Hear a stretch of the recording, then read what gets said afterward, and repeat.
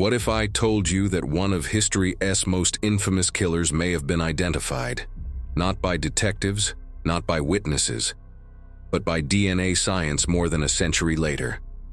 And what if I also told you it still isn't enough to prove it?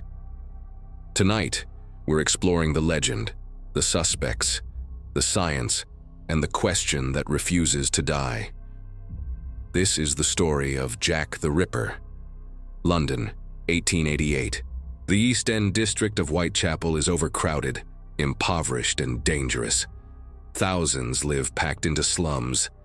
Gas lamps barely cut through the fog. Crime is everywhere.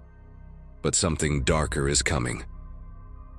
Between August and November of that year, at least 5 women are brutally murdered.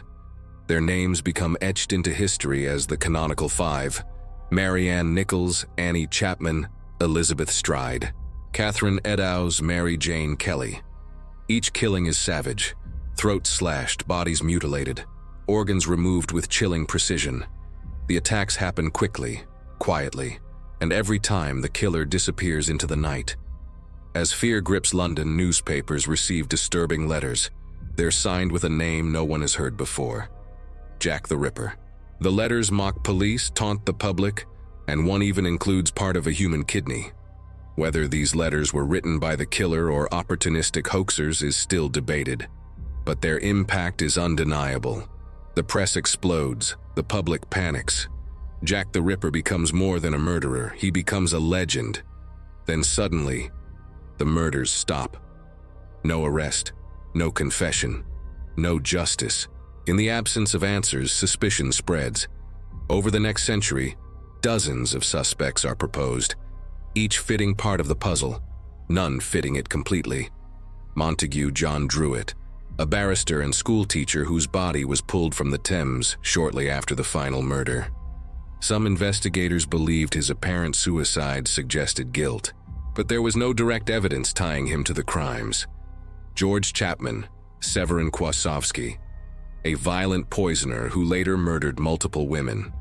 He was executed in 1903, but not for the Ripper killings. While undeniably dangerous, his methods don't fully match the Whitechapel murders. Doctors, butchers, and surgeons. Many believe the killer had anatomical knowledge. Fingers pointed at medical professionals, slaughterhouse workers, and anyone comfortable with blades. The royalty theory. One of the most shocking theories accuses Prince Albert Victor, grandson of Queen Victoria. According to this idea, the murders were part of a royal cover-up. Witnesses were silenced. The truth was buried to protect the monarchy. Most historians dismiss this theory outright, citing strong alibis and zero credible evidence. But once royalty entered the conversation, the mystery was immortalized. Aaron Kosminski, a Polish-born barber living in Whitechapel at the time, known to police and later institutionalized. At the time, suspicion rested on behavior and proximity, not proof.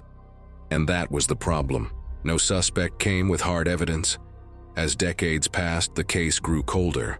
Crime scenes were gone, evidence lost, witnesses long dead.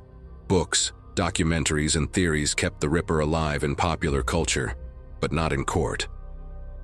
For more than 100 years, Jack the Ripper remained beyond the reach of justice, until science caught up. In the 21st century, DNA profiling revolutionized criminal investigation. Cold cases were reopened. Unidentified killers were named. History began to speak again. But the Ripper case faced one massive obstacle. There was almost nothing left to test. Almost. A shawl, said to have been taken from the scene of one of the murders, resurfaced. Modern testing revealed biological material believed to belong to both a victim and a suspect. That suspect was Aaron Kosminski. The announcement sent shockwaves around the world. Headlines declared the mystery solved. Some claimed Jack the Ripper had finally been unmasked. But science demands scrutiny. Experts raised serious concerns. The shawl's connection to the crime scene is disputed. The DNA was mitochondrial, meaning it cannot uniquely identify one person.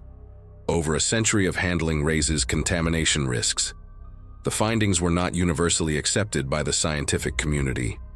In short, the DNA may suggest a connection, but it does not prove guilt. No court of law would convict on this evidence alone. So, was Jack the Ripper finally caught? Or are we trying to force an answer onto a mystery that refuses to end? Now I want to hear from you. Is the DNA evidence enough? Was Aaron Kosminski Jack the Ripper? Or is the truth lost forever to the fog of Victorian London?